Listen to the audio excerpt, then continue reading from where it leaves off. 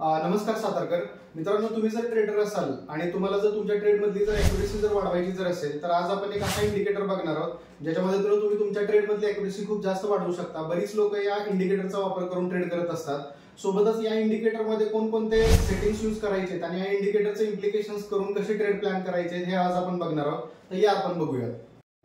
तर मित्रांनो, आपल्याला हा बघू शकता तुम्ही निफ्टीचा चार्ट आहे इथं। तर आपल्याला इंडिकेटर सेक्शनमध्ये एक व्हीवॅप नावाचाच म्हणजेच व्हॉल्यूम वेटेड ॲव्हरेज प्राइस नावाचा एक इंडिकेटर प्लॉट करायचा आहे। मागे तुम्ही बघू शकता एक ब्ल्यू कलरची लाईन प्लॉट होताना दिसतेय।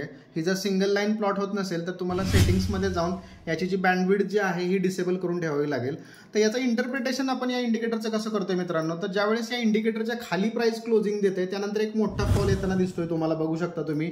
सोबतच ज्यावेळेस प्राइस इंडिकेटरच्या वरती क्लोजिंग देते तिथून एक बुलिश मोमेंटम येताना दिसतोय। तर ज्यावेळेस प्राइस खूप जास्त लांब आहे तिथं आपला ट्रेड बनत नाहीये। आपल्याला ब्रेकआउट आणि ब्रेकडाऊन वरतीच ट्रेड प्लॅन करायचा आहे जेणेकरून आपले स्टॉप लॉस छोटे होतील। तर मित्रांनो, हा जो इंडिकेटर आहे हा बायर्स आणि सेलर्सचं डॉमिनन्स दाखवत असतो। तुम्हाला अजून इफेक्टिव्ह स्ट्रॅटेजी जर बनवायची असेल तर याच्यासोबत तुम्ही पुट कॉल रेशो किंवा ऑप्शन चेनच्या डेटाचं कॉम्बिनेशन पण करू शकता। व्हिडिओ आवडला असेल तर पेजला फॉलो करा। थँक्यू।